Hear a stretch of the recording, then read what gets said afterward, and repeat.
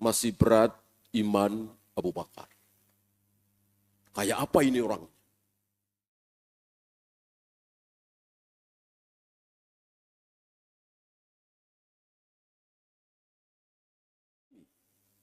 Ini Abu Bakar. Nabi bukan, Rasul bukan, dapat wahyu tidak, punya mukjizat tidak, tapi segitu dahsyat keutamaannya. Sampai Allah pernah bertanya, setelah memberikan salam, lewat Nabi alaihi salatu wassalam, tentu lewat Jibril. Ya, lalu bertanya, tanyakan kepada Abu Bakar, apakah dia ridho dengan takdirku selama ini? Aku takdirkan Abu Bakar begini, begini, begini, begini, begini.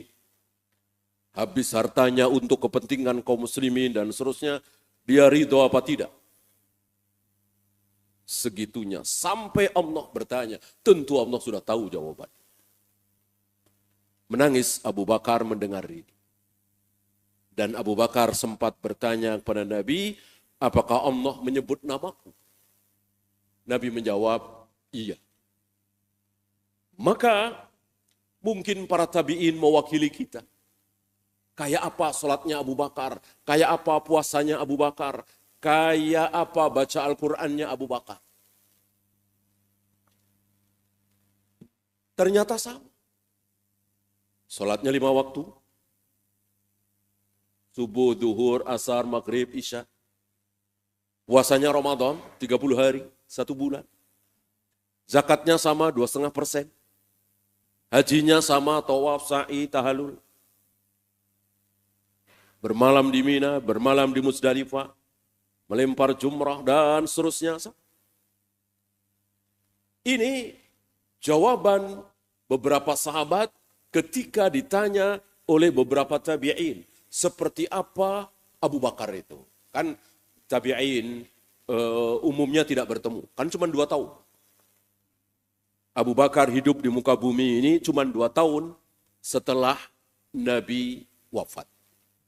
Berarti umumnya mayoritas tabi'in tidak bertemu dengan Abu Bakar. Kan cuma 2 tahun. Bertemu dengan Umar, bertemu dengan Utsman, Ali, dan seterusnya. Tapi dengan Abu Bakar tidak bertemu. Karena yaitu tadi cuma 2 tahun. Maka mereka penasaran.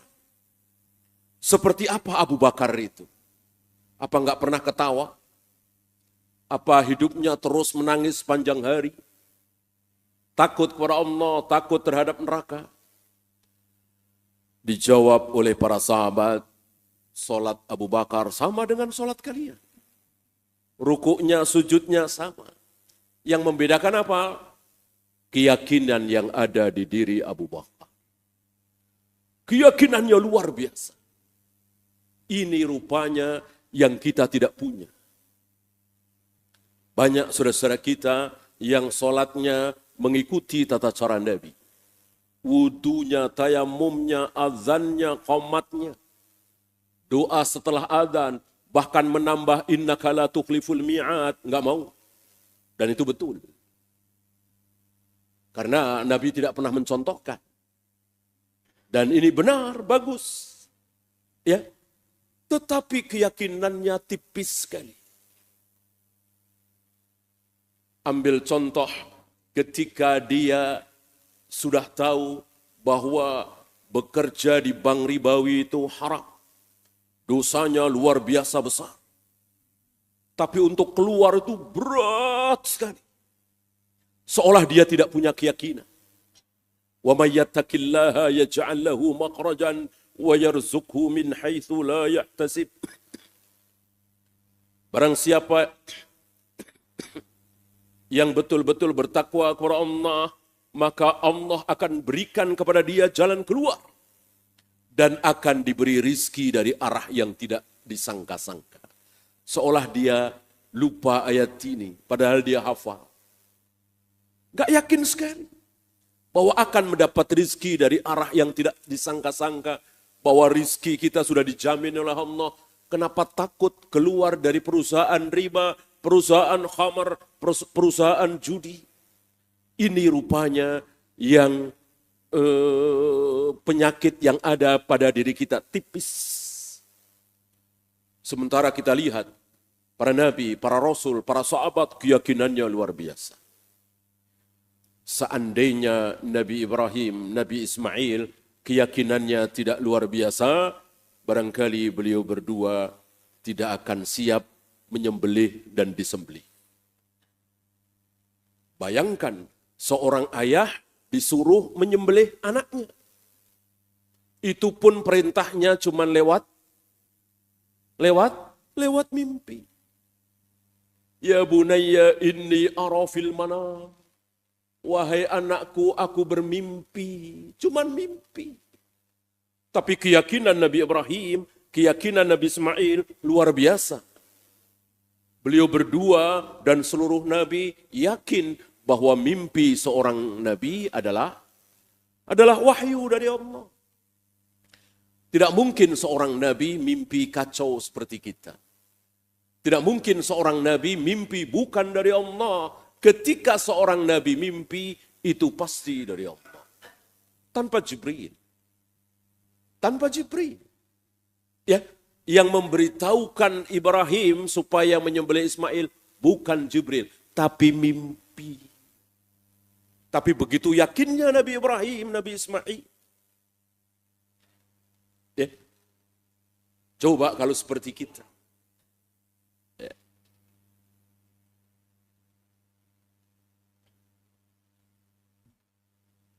Yusha bin Nun. Insyaallah antum tahu siapa Yusha bin Nun.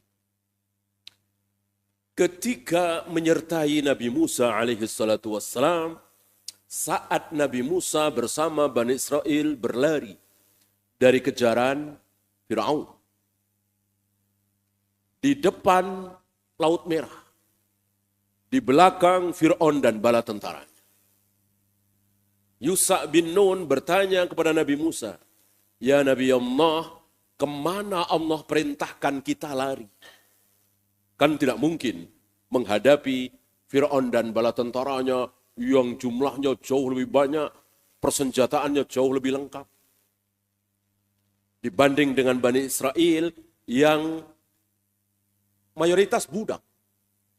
Diperbudak oleh Fir'aun kan? Harus lari. Nah, kemana kita harus lari? Nabi Musa diberitahu oleh Allah ke depan, ke arah laut. Yusha bin Nun tidak ragu. Karena yang berbicara adalah Nabi. Tidak mungkin Nabi omong kosong. Tidak mungkin bohong. Tidak mungkin tidak terbukti. Maka tanpa pikir panjang, Yusha bin Nun memacu kudanya menuju ke arah laut. Terjatuh, basah. Ya. Mundur lagi. Bertanya lagi, "Ya Nabi Allah, kemana Allah perintahkan kita lari menjauhi Fir'aun?" Dijawab oleh Nabi Musa, karena ini memang dari Allah, cuman kan nggak tahu. Kalau akhirnya akan terbelah jalan, belum tahu. Nabi Musa baru tahu bahwa ke sana, ke arah laut. Dipacu lagi kudanya karena saking yakinnya. Nabi tidak mungkin salah. Terjatuh lagi, basah lagi, mundur lagi, bertanya lagi, sampai 3 kali berturut-turut, baru Allah perintahkan kepada Nabi Musa alaihi salatu wassalam, "Idrib bi'asokal bahar." Pukulkan tongkatmu ke laut itu. Lalu dipukullah dan jadilah 12 jalan. Ini keyakinan yang luar biasa dari Yusha bin Nun. Sahabat murid dari Nabi Musa yang akhirnya juga menjadi nabi. Dan begitu pula para sahabat. Keyakinannya luar biasa, sangat luar biasa. Ini rupanya yang tidak kita miliki. Banyak dari kita yang rapuh. Umur saya udah kepala 4. Kalau saya keluar dari perusahaan haram ini, perusahaan apa yang bisa terima saya? Saya belum pernah usaha, belum pernah jualan. Lihat, rapuh sekali. Dia lupa kalau rizki itu sudah ditulis oleh Allah. Di Lauh Mahfuz, 50.000 tahun sebelum Allah menciptakan langit dan bumi. Lupa dia. Dibikin lupa oleh setan, oleh iblis. Waliyadzubillah.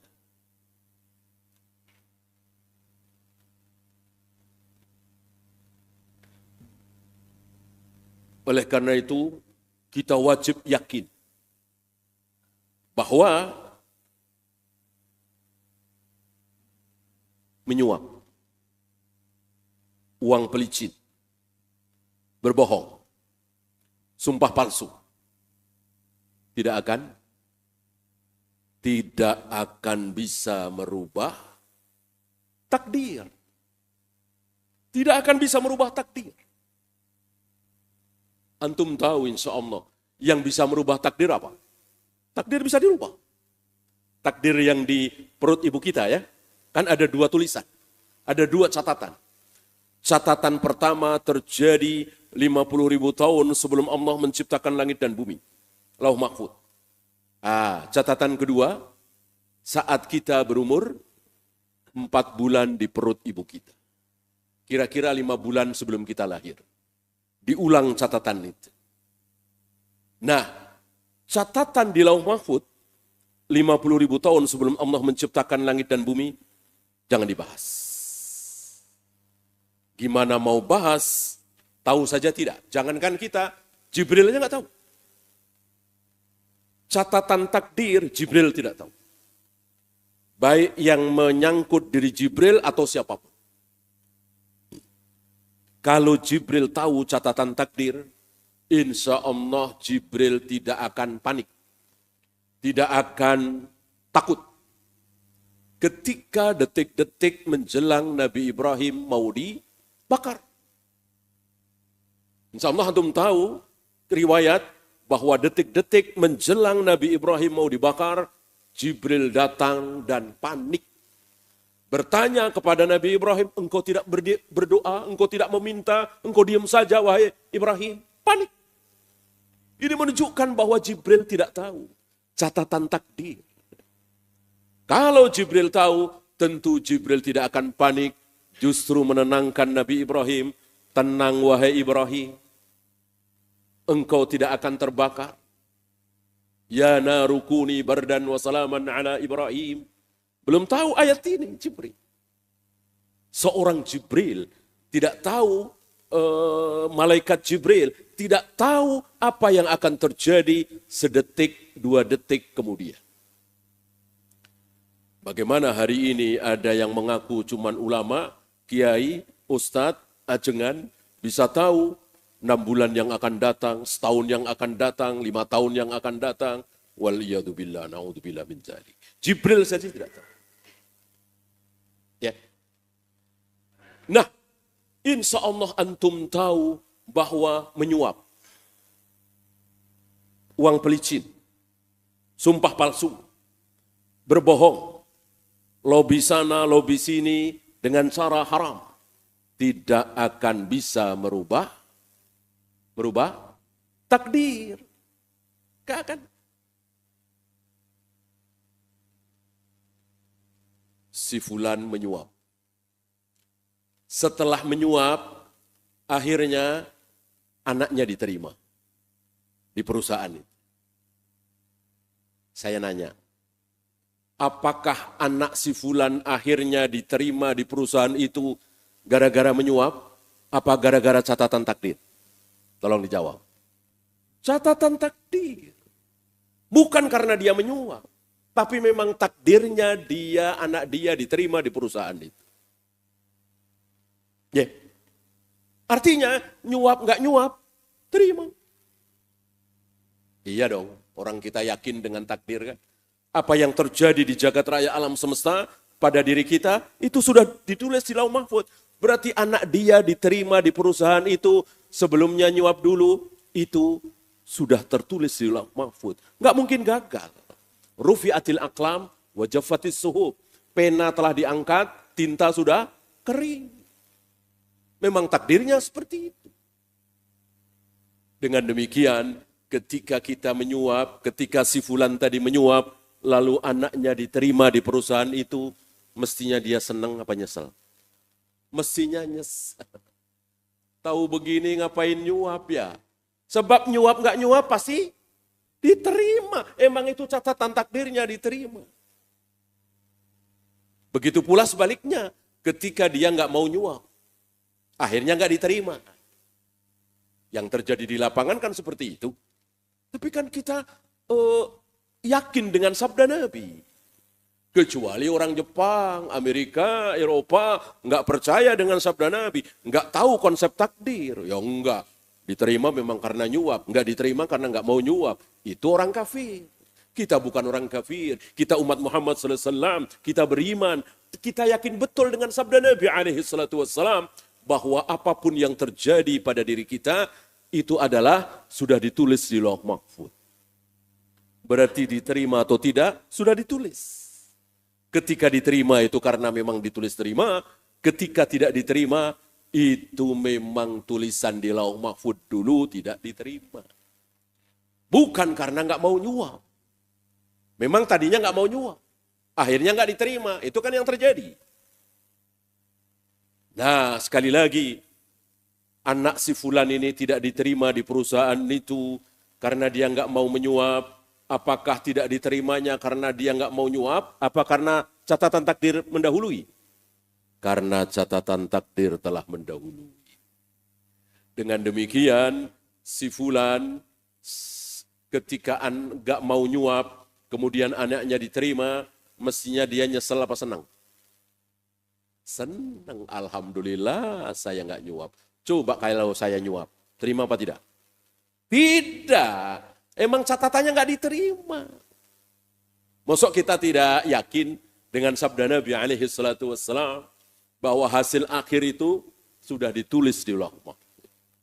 Jadi sekali lagi, menyuap, uang pelicin, lobi sana, lobi sini dengan cara haram ya, dengan cara halal boleh. Sumpah palsu, penglaris, dukun, tidak bisa merubah takdir. Yang bisa merubah takdir apa? Nah, mari kita hitung. Yang bisa merubah takdir tentu Allah dan Rasulnya yang tahu. Apa? Silaturahim. Silaturahim bisa merubah takdir. Apa? Sedekah.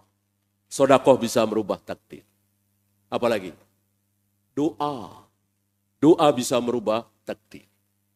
Haji, umrah, sedekah, berbakti kepada orang tua, dan umumnya ketaatan-ketaatan bisa merubah takdir.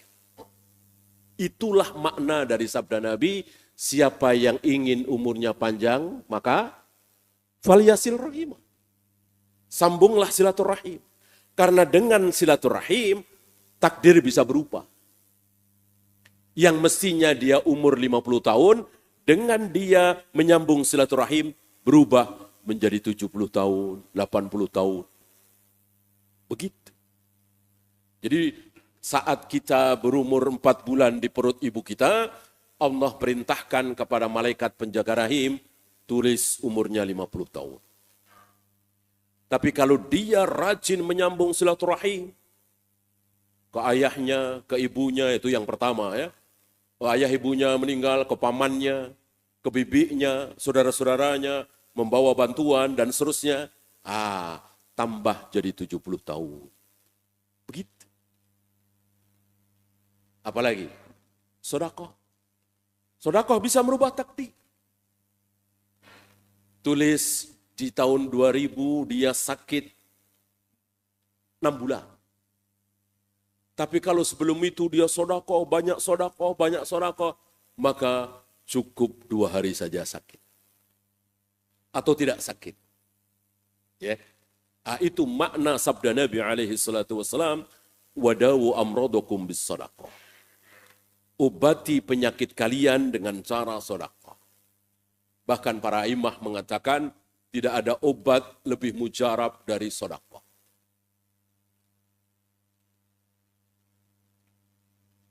Kalau antum yakin ini, yakin dan tidak kan terserah kita, ya kan?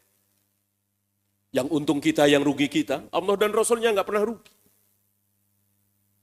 Yang rugi kita kalau kita tidak percaya takdir. Yang untung kita kalau kita percaya takdir. Nah, taruhlah antum percaya dengan takdir ini.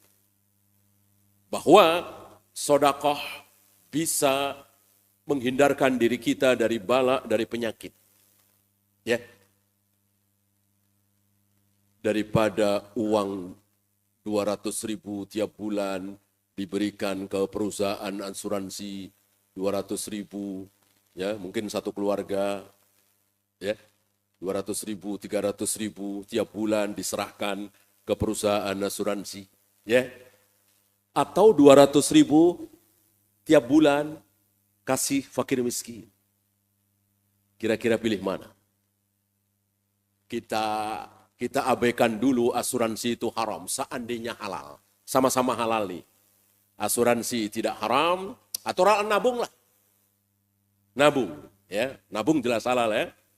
Nabung sebulan 200.000, jaga-jaga kalau sakit. Kita kan nggak tahu. Tiba-tiba serangan jantung, tiba-tiba kena gula, tiba-tiba gagal ginjal. Punya cadangan 200.000, 200.000, 200.000 tiap bulan. Atau antum berikan 200.000 ke fakir miskin. Di negeri kita ini, di Jakarta ini, insya Allah tidak sulit. Ya, untuk menemukan fakir miskin, mungkin tetangga, mungkin teman dekat. Kasih 200.000 tiap bulan, 200.000 tiap bulan, berikan kepada fakir miskin. Coba pilih mana. Ini yang saya maksud. Berapa banyak kaum muslimin yang lebih memilih asuransi daripada sedekah. Seolah tidak yakin dengan sabda Nabi bahwa sedekah bisa menjauhkan diri kita dari berbagai macam penyakit. Enggak sakit. Kalau taruhlah asuransi ditanggung pengobatannya, tapi kan tetap sakit juga. Masuk rumah sakit. Mengurangi waktu kita untuk usaha, untuk ibadah, untuk ngaji.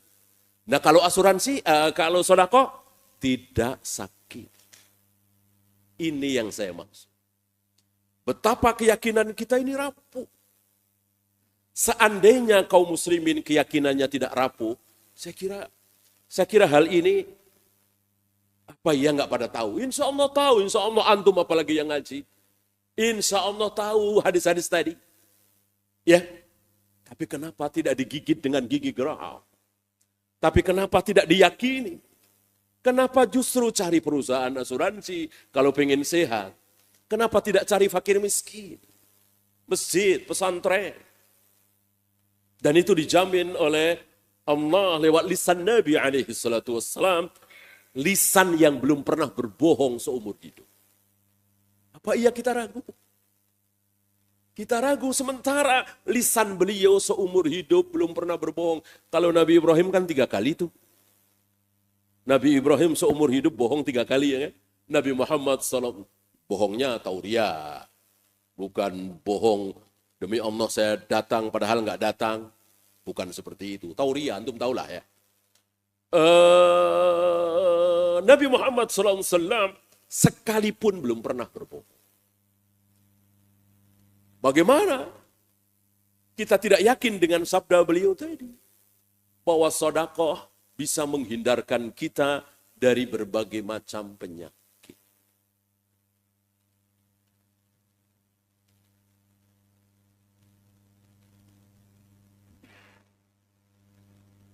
Doa. Ya. Allah mengatakan begini. Tulis 10 tahun dia di Jakarta, belum kebeli rumah, misalnya. Tapi kalau dia terus berdoa, mengangkat kedua tangan, memohon di sepertiga malam, di depan Ka'bah, Raudhah, dan seterusnya, rubah. Jadi punya. Begitu kira-kira. Ya. Banyak dari kita cuman doa. Banyak dari kita mengamalkan doa. Tapi jarang yang tadi. Silaturahim, sedekah, haji, umroh. Antum tahu haji, umroh mendatangkan rezeki kan? Dan sudah banyak contoh. Kalau hari ini agak sulit ya. Tahun 2000-an, tahun 90-an, ada sebagian saudara kita haji tiap tahun. Ya. Dan tetap mahal ya. Di hari itu kan tetap mahal saja. Rupiahnya kan kuat. Apakah kemudian menjadi jatuh miskin, jatuh bangkrut? Tidak. Justru usahanya semakin berkembang, bisnisnya semakin sukses. Ya. Sesuai dengan janji Allah lewat lisan Nabi SAW, termasuk umrah. Ya. Maka jangan kita mau ditipu iblis. Iblis nipu kita daripada buat umroh kan udah sering. Ya. Buka cabang. Ya. Kan kamu baru punya 2 cabang. Nah, buka cabang ketiga, cabang keempat. Ya, lupakan dulu lah. Umroh, haji, sedekah. Tunda dulu. Ya. Ini iblis selalu menipu kita. Tidak mungkin iblis jujur. Iblis ketika meniupkan sesuatu kepada kita, pasti bohong. Nggak mungkin jujur. Ya. Maka apa yang ditiupkan oleh iblis kepada kita, pasti itu yang dibenci oleh Allah. Ya. Tidak mungkin apa yang diucapkan iblis sama dengan apa yang diucapkan oleh Allah. Tidak mungkin.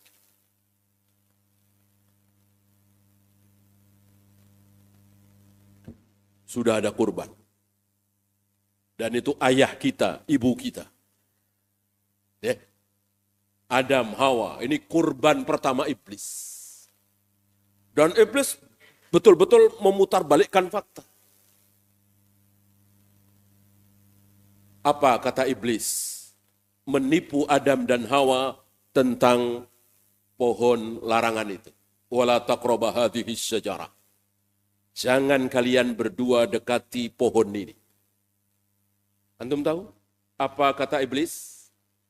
Bahwa kalian berdua kalau mendekati pohon itu, memakan buahnya, kalian akan menjadi kekal seperti malaikat di surga. Allah nggak mau.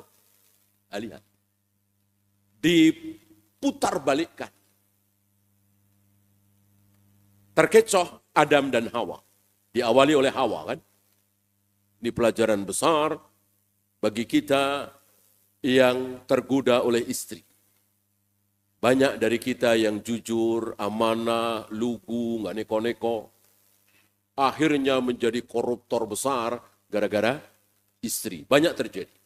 Contoh pertama ya Adam. Saking cintanya kepada Hawa. Ya. Justru dengan mengikuti ucapan iblis, terbalik. Dengan mendekati pohon larangan itu, justru terusir dari surga. Jangan sampai. Jangan sampai antum, saya tertipu lagi oleh iblis. Iblis menipu seperti itu. Ya.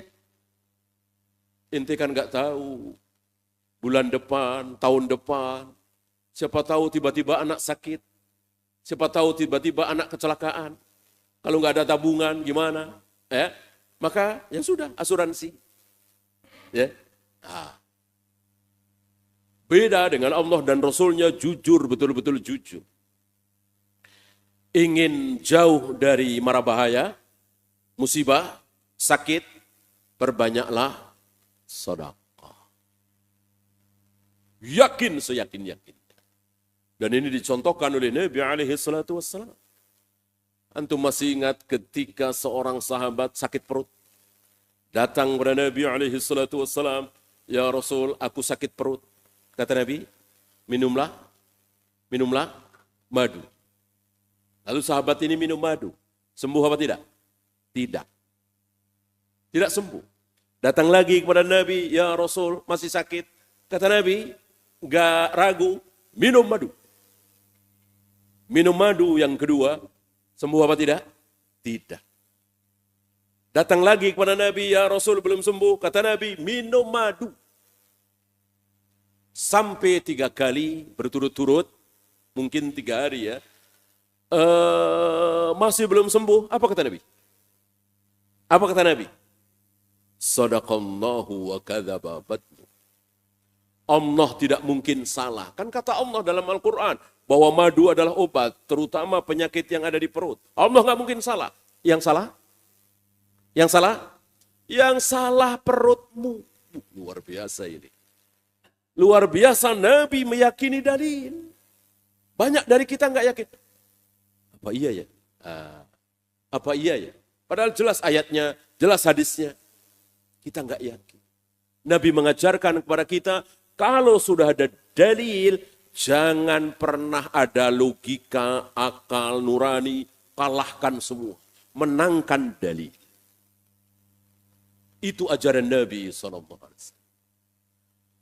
Sampai sesuatu yang sangat-sangat tidak masuk akal. Apa? Azan. Para sahabat dulu banyak berazan. Para sahabat berazal bukan terhadap istri ya.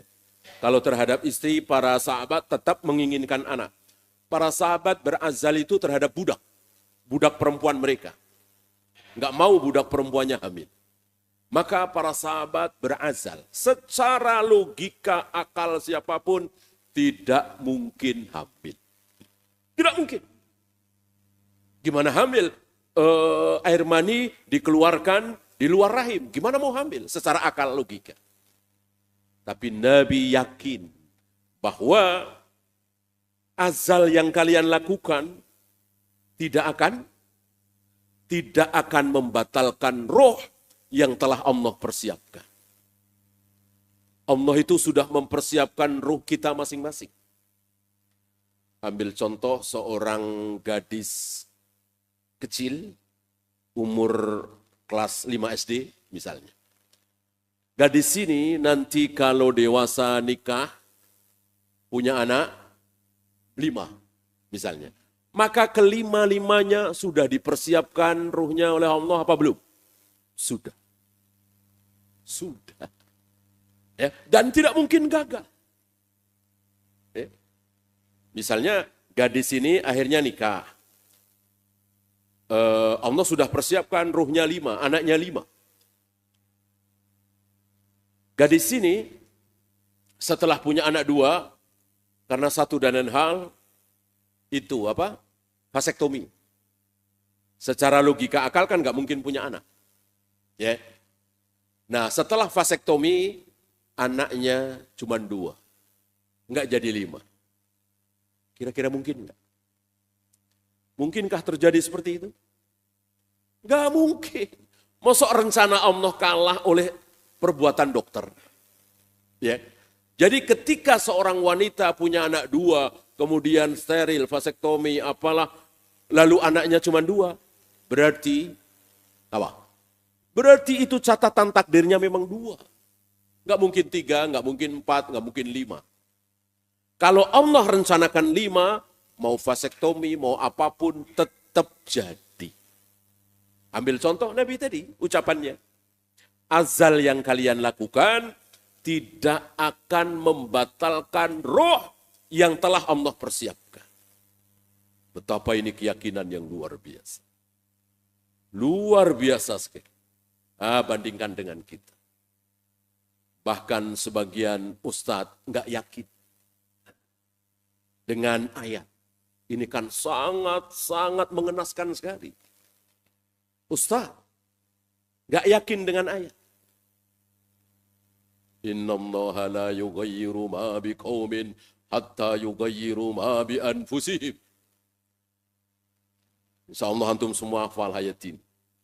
Allah tidak akan merubah nasib satu kaum, satu bangsa, kecuali bangsa itu yang harus merubah diri mereka sendiri. Jadi menurut ayat ini, yang harus dirubah siapa? Presidennya, pemimpinnya, apa rakyatnya? Rakyat.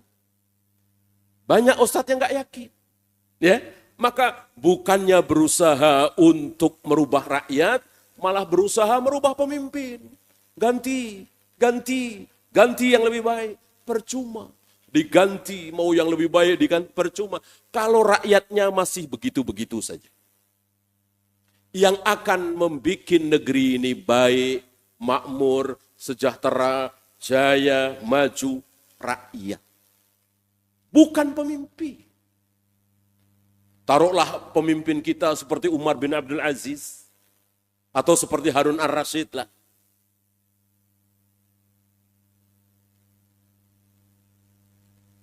Tapi kita semua tidak berubah nih begini nih. Ya. Yang subuh kesiangan tetap kesiangan. Yang nggak mau ke masjid tetap nggak mau ke masjid. Padahal dia laki-laki bukan perempuan. Yang korupsi tetap korupsi. Apa? Yang bisa diperbuat oleh seorang Harun ar-Rasyid apa? Umar bin Abdul Aziz apa? Nggak bisa. Nggak bisa. Ya. Kalau antum berpendapat bahwa pemimpin yang baik akan bisa merubah bangsa, berarti antum menuduh Nabi Musa tidak baik. Ya kan? Kurang baik apa Nabi Musa? Nabi, jujur, amanah, termasuk ulul azmi, kalamullah. Antum tahu rakyatnya? Bangsanya? Bangsa kera dan babi. Al-maktubi alaihim. Ya. Yahudi, mal'un, terkutuk, terlaknat. Antum mau nuduh Nabi Musa enggak becus memimpin? Kufur ini. Ya. Nabi Musa tidak salah. Nabi Musa tidak tercela. Sudah berdakwah. Ya karena memang bangsanya enggak mau berubah.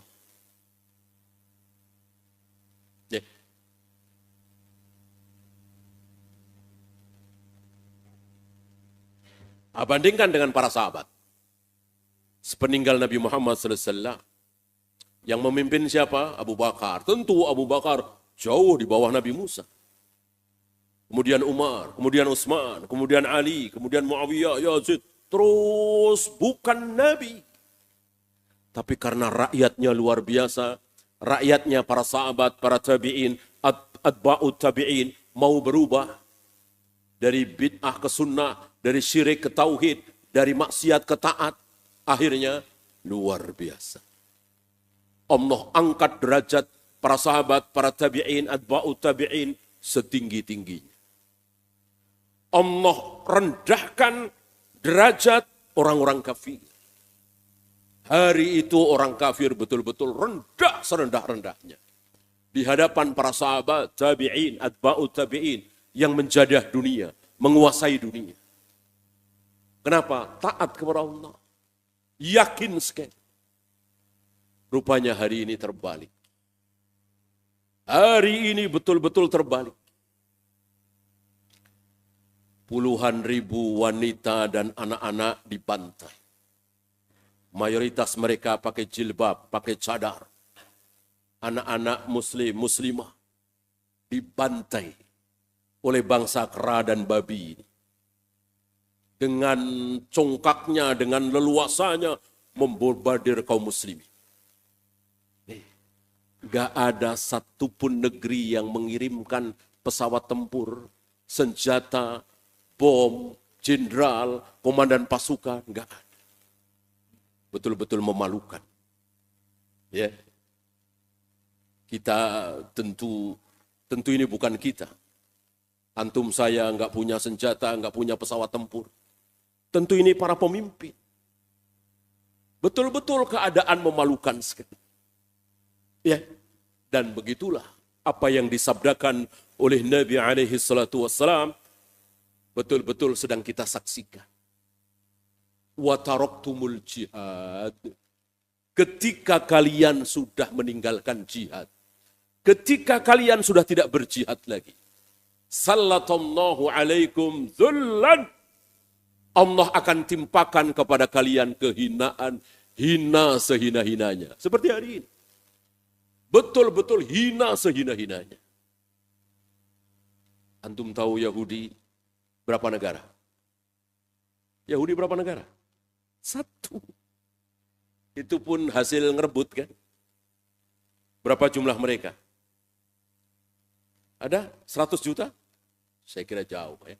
50 nggak nyampe, mungkin belasan juta. Negara-negara Islam ada berapa luar biasa. Nonton. Ya, silakan azan dulu. Nanti kita lanjut sebentar. Wassallallahu ala Muhammadin sallallahu alaihi wasallam.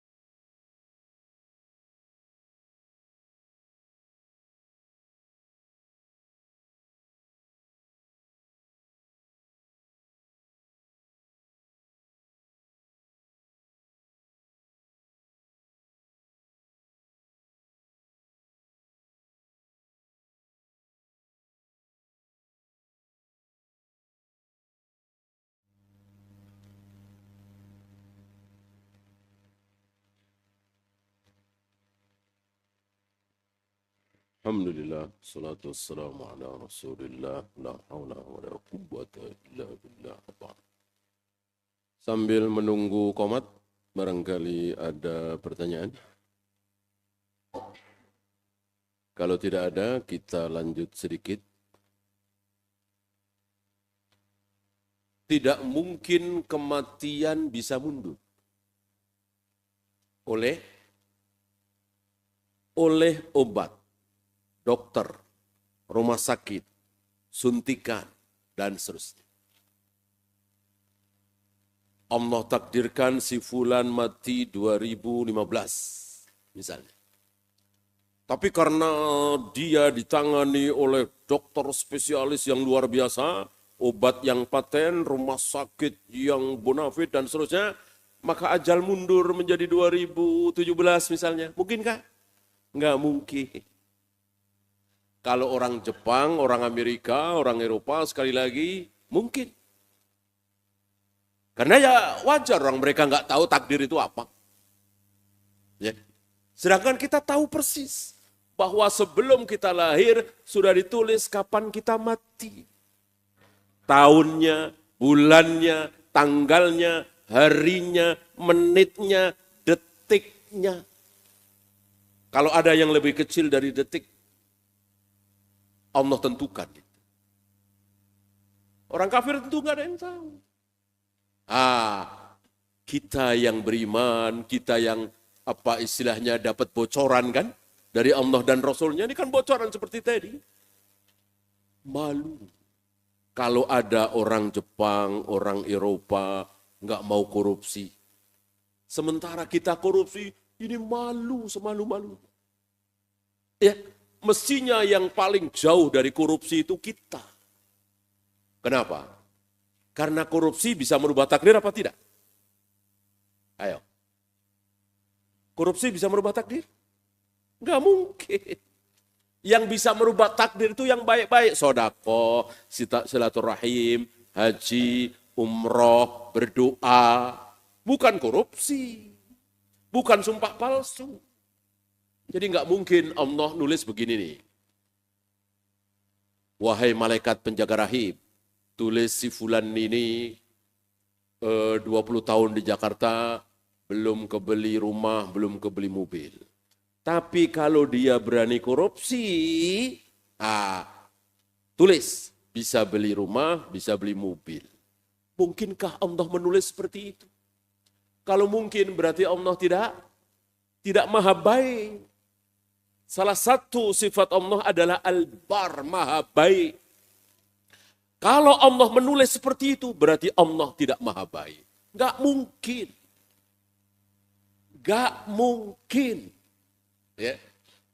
Yang mungkin adalah tulis dia 20 tahun di Jakarta, nggak kebeli rumah, tetapi kalau dia banyak sodako, kalau dia terus berdoa, kalau dia mau haji umroh misalnya, bisa kebeli. Itu Allah Al-Bar maha baik, nggak mungkin korupsi. Maka para koruptor yang akhirnya bisa membeli mobil mewah 10 misalnya, seandainya dia tidak korupsi, yakin dia bisa. Cuman ya itu tadi, rapuh sekali, keyakinan kita ini rapuh sekali. Kita sudah dibawa oleh iblis. Ya kalau nggak korupsi, mana mungkin kebeli, duit dari mana? Ini dia. Duit dari mana? Inda dhanni abdi bi. Allah itu, aku kata Allah, gimana persangkaan hambaku? Ya. Kalau saya nggak ngutang riba nih, nggak mungkin saya kebeli motor, nggak mungkin saya kebeli mobil. Udah dong ngomong seperti itu, ya sudah. Ya sudah. Ya. Jadi Allah seolah nggak mau ikut campur, nggak mau ngatur. Udah atur aja sendiri. Ini berbeda dengan para sahabat. Para sahabat luar biasa. Antum tahu apa yang dialami Abu Hurairah selama 4 tahun di Madinah. Bentar-bentar pingsan. Bentar-bentar pingsan. Di sekitar Masjid Nabawi. Kenapa? Jarang makan. Emang nggak ada. Dan Abu Hurairah di situ meninggalkan hartanya, kemewahannya di Yaman, suku Dausan. Demi apa? Demi ilmu. Mengumpulkan sabda-sabda Nabi. Tapi ya itu tadi, karena nggak punya penghasilan, nggak punya kerjaan, ya betul-betul pasrah. Yang penting bisa mengumpulkan ilmu. Dan seperti ini boleh. Seperti ini boleh, mengandalkan dari Allah demi ilmu. Yang nggak boleh, demi ibadah. Nggak boleh. Ya, mengandalkan terserah Allah. Pokoknya saya mau sholat terus, zikir terus, baca Al-Quran terus, nggak boleh. Tapi ilmu boleh. Bahkan orang yang belajar ilmu berhak mendapatkan zakat. Termasuk pengajarnya. Antum tahu Abu Hurairah, kemudian Khabbab bin Arat, Ibnu Mas'ud, yang miskin luar biasa, sepeninggal Nabi, jadi apa? Rata-rata para sahabat itu jadi gubernur. Ya. Gubernur di negeri yang sekarang jadi negara. Dulu gubernur Mesir, Amr bin As, gubernur Yaman, gubernur Syam, apalagi Syam berapa negara. Luar biasa keadaan mereka. Dari satu keadaan ke keadaan berikutnya. Betul-betul Allah jayakan. Allah angkat derajatnya luar biasa. Rupanya jauh dengan kita. Kita begitu. dari tahun 1990 jualan cendol. Sampai hari ini masih jualan cendol. Nah, itu kita. Dari 1980 jualan bakso seperti itu, sampai hari ini masih seperti itu. Tidak berubah dari satu keadaan menuju keadaan lain. Sebagaimana para sahabat. Gak nyangka kalau para sahabat itu akhirnya menggetarkan dunia. Ya, kita jauh sekali. Karena keyakinan kita begitu rapuh. Lihat saja tren kita ini. Lulus SMA, kuliah. Habis lulus kuliah, lamar kerja. Begitu kerja, nggak mungkin atau jarang sekali lah yang langsung gaji 20 juta, 30 juta. Ya, paling 4 juta, 5 juta. Nabung, ya kan? Sampai 15 tahun, 13 tahun, baru kebeli rumah. Itu pun nyicil. Terus ada kalanya kebeli mobil, ya. Terus mati, ya. Ya, trennya begitu aja. Ya, trennya begitu. Enggak 1990 jualan cendol, kemudian buka cabang sampai puluhan, ratusan, sampai berkembang. Jarang sekali seperti itu. Begitu terus. Karena ya itu tadi. Kalau saya nggak ngutangnya rata-rata riba. Nggak mungkin saya kebeli motor, nggak mungkin saya kebeli mobil, nggak mungkin saya kebeli rumah. Sudah, keyakinan itu Allah biarkan. Lupa bahwa hidup kita itu ada yang mengatur. Ya, walaupun tidak banyak, insya Allah antum tahu. Yang nggak mau riba, yang nggak mau berhubungan dengan asuransi, nggak mau berhubungan dengan bank. Bismillah jualan, alhamdulillah sekarang luar biasa. Insya Allah ada, insya Allah antum kenal, antum tahu. Ya, nah seperti itu yang mestinya yang kita contoh. Yakin kepada Allah.